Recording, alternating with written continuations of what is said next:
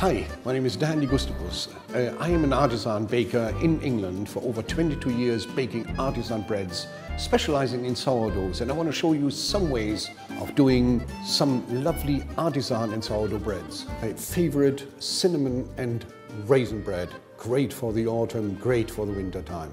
So I have about 155 grams of this one, and I make 2 loaves, so actually we'll have 310 grams of the malted flour, 6 grams of sea salt, I always use sea salt in there, and 20 grams of yeast, and I always disperse it into the flour. Now I have 200 grams of raisins, and I have 170 grams of my sourdough starter or an overnight sponge, depending on what you want, 50 grams of beaten egg, and 110 grams of water.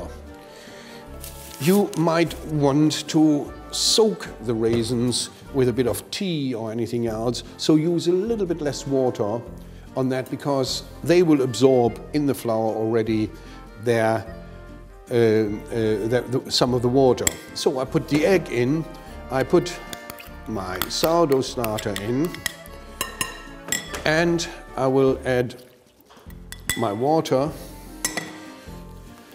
and tip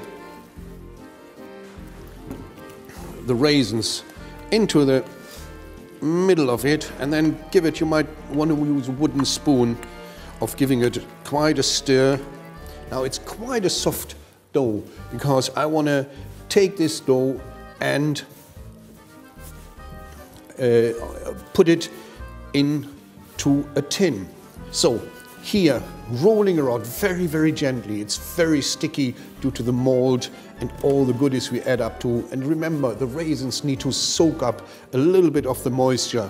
So here, I would just give it a cursory kneading, just try to get everything off my fingers, and then put it up there, my bowl over on top of it, and let it sit for about half an hour to about an hour. And it has moved quite fast, still a little bit sticky, so I add a little dusting of flour in there. I want the stickiness, right? And I just roughly divide it in 2 parts, and I have bought a small tin in here.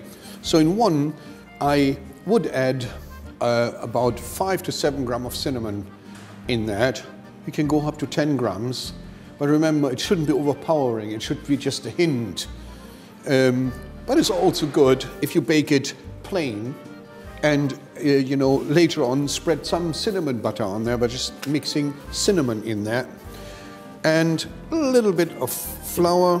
I just roll it up, don't want to destroy a lot of texture up there, for about the size of this tin. Same thing here, slightly rolled up, and I take some grease and grease the tins.